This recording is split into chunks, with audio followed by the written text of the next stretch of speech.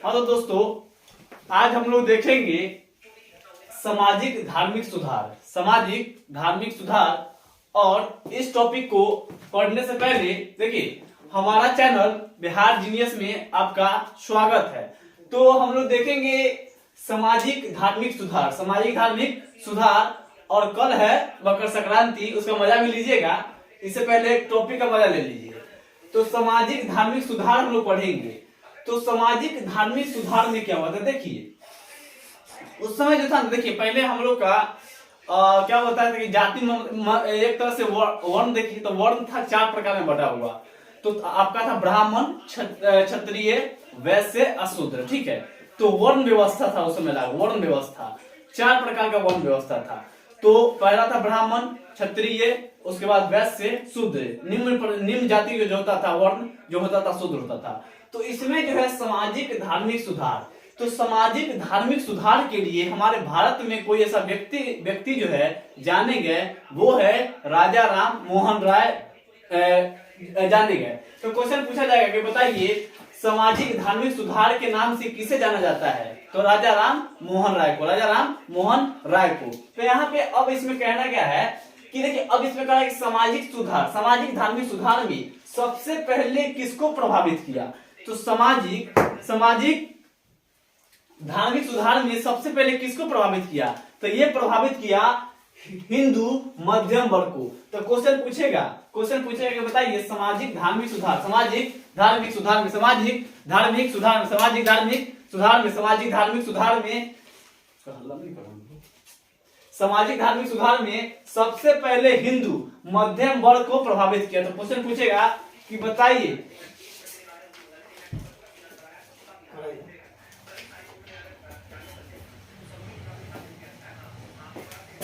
तो इसमें कह रहा है कि सामाजिक धार्मिक सुधार में सबसे पहले किसको प्रभावित किया? तो सबसे पहले प्रभावित किया हिंदू मध्यम वर्ग को। हिंदू मध्यम वर्ग को प्रभावित किया, हिंदू मध्यम वर्ग को प्रभावित किया। तो क्वेश्चन ऐसे पूछ लेंगे, बताइए सामाजिक धार्मिक सुधार में सबसे पहले किसको प्रभावित किया? तो हिंदू मध्यम वर्ग को प्रभावित किया, हिंदू मध्यम वर्ग को प्रभावित किया। तो देखिए अब हम लोग पढ़ेंगे राजा राम मोहन राय के बारे में, जो सामाजिक धार्मिक सुधार के क्या माने जाते हैं? जनक माने जाते हैं। तो क्वेश्चन पूछेगा कि सामाजिक धार्मिक सुधार का जनक कौन है? तो राजा राम मोहन राय को माना जाता है। ठीक है, और इसमें देखना है कि राजा राम मोहन राय, तो राजा राम मोहन राय ने ही ब्रह्म समाज की स्थापना की थी। ब्रह्म समाज की स्थापना जो है राजा राम मोहन राय के द्वारा किया गया। तो क्वेश्चन पूछेगा कि ब्रह्म समाज की स्थापना किसने की? तो राजा राम मोहन राय ने 1828 में। तो ब्रह्म समाज की स्थापना 1828 में राजा राम मोहन राय के द्वारा की गई। फिर क्वेश्चन है यहाँ से कि राजा राम मोहन राय की उपाधि क्या क्या मिली? तो राजा की जो उपाधि जो दी थी वो कौन दिया था? तो अकबर द्वितीय ने। तो क्वेश्चन पूछेगा कि राजा राम मोहन राय को राजा की उपाधि किसने दी? अकबर द्वितीय ने दी। कौन दी? अकबर द्वितीय ने। और एक उपाधि यज्ञदूत का। तो क्वेश्चन पूछेगा कि राजा राम मोहन राय को यज्ञदूत की उपाधि किसने दी? तो सुभाष चंद्र बोस ने। तो राजा की उपाधि दी थी अकबर द्वितीय ने, और यज्ञदूत का जो उपाधि दी वो सुभाष चंद्र बोस ने दी है। ठीक है, अब इसमें पढ़िए। अब इनका जन्म जो है राजानगर हुगली कोलकाता में है। ठीक है, तो याद रखिएगा 1772 में। तो राजा राम मोहन राय का जन्म 1772 कहाँ पे? तो राजानगर और हुगली, राजानगर हुगली में। तो याद रखिए क्वेश्चन पूछ देगा कहाँ पे हुआ है? तो राजानगर हुगली में। कहाँ पे? राजानगर हुगली में। तो यहाँ पे क्वेश्चन पूछेगा कि इनका जन्म कहाँ हुआ? तो राजानगर हुगली में। ठीक है, 1772 में। और कह रहा है कि प्रथम आधुनिक पुरुष है। तो क्वेश्चन पूछेगा कि सबसे प्रथम आधुनिक पुरुष कौन है? तो राजा राम मोहन राय। और इनकी मृत्यु जो है ब्रिस्टल इंग्लैंड में हुई थी।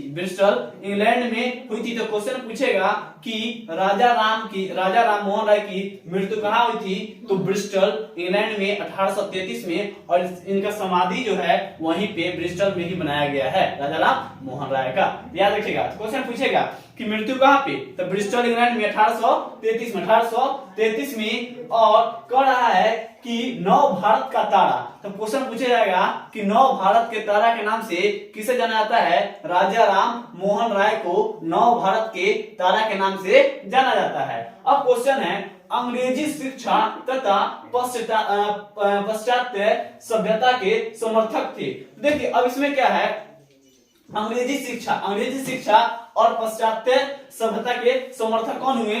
तो राजा राम मोहन राय भारतीय राष्ट्रीय प्रेस का जनक। तो क्वेश्चन पूछेगा कि भारतीय राष्ट्रीय प्रेस का जनक कौन है? राजा राम मोहन राय। भारतीय राष्ट्रीय प्रेस का जनक जो है कौन है? तो राजा राम मोहन राय जो है भारतीय राष्ट्रीय प्रेस का जनक है। फिर क्वेश्चन पूछेगा कि भारत का अग्रदूत किसे कहा जाता है? तो राजा राम मोहन राय को भारत का अग्रदूत कहा जाता है।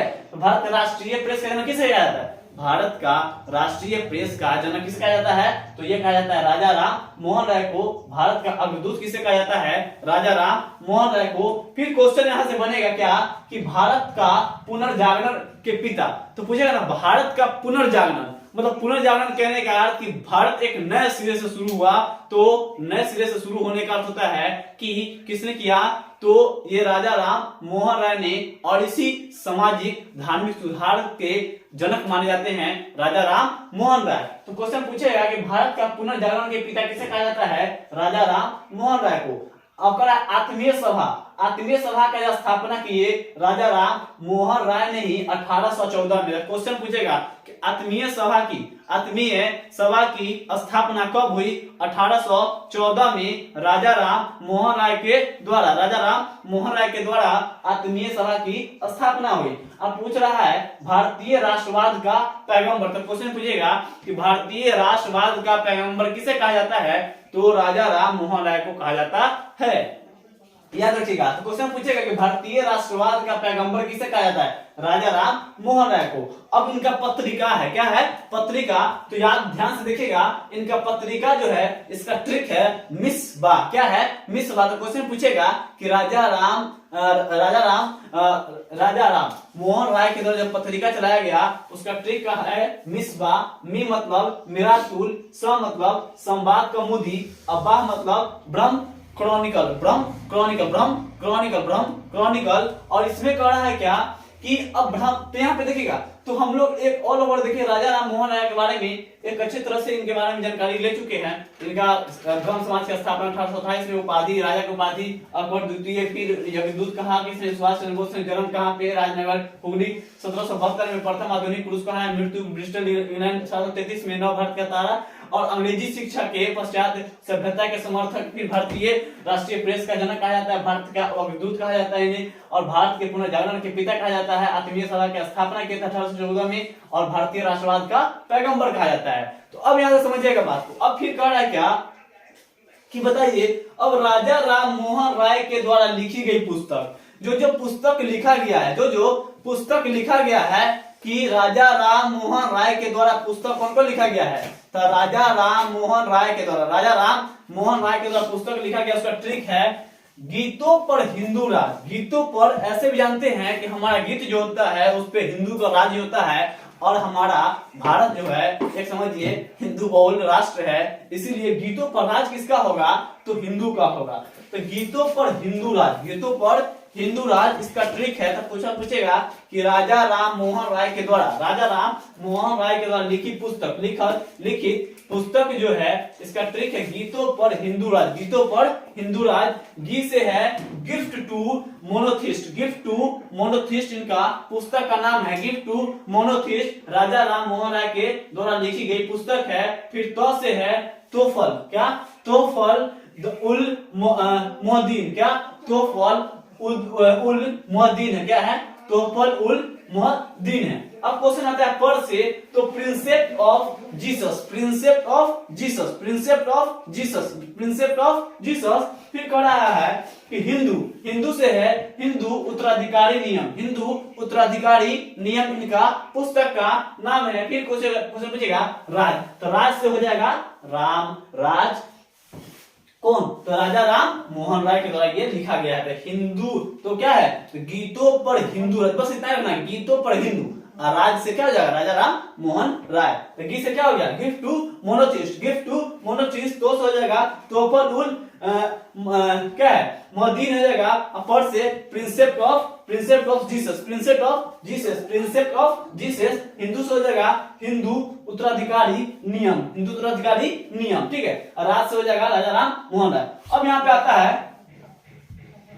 आता है, देखिए स्थापना। तो स्थापना जो है ये आर्य समाज, देखिए स्थापना किसका कहाँ हुआ, किसने किया, इसके बारे में हम लोग पढ़ना है, बहुत VVI है। देखिए दोस्त ये जो टॉपिक है सामाजिक धार्मिक सुधार जो टॉपिक है, ये एग्जाम पॉइंट ऑफ व्यू से बहुत ही ज्यादा इंपॉर्टेंट है, ठीक है। इसे क्वेश्चन आप देखिएगा तो बहुत ज्यादा पूछा जाता है इस चीज से कि स्थापना ब्रह्म समाज के, प्रार्थना समाज के, सत्यशोधक समाज के और आदि ब्रह्म समाज का, ये सब चीज आर्य समाज का, ये सब स्थापना डेट पूछा जाता है, कौन किए, कहाँ हुआ, ये सब चीज पूछा जाता है रिसर्च एग्जाम में, देखिएगा, ठीक है। तो ये आपका सेशन जो है ये बहुत ही इंपॉर्टेंट सेशन है, इसीलिए आप इसे ज्यादा समझिए कि बहुत ही ध्यान से देखिएगा और समझिएगा बात को। तो यहाँ पे कह रहा है कि ब्रह्म समाज की स्थापना, जस्ट बताया आपको कि ब्रह्म समाज की स्थापना 1828 में कौन किए, तो राजा राम मोहन राय के द्वारा किया गया।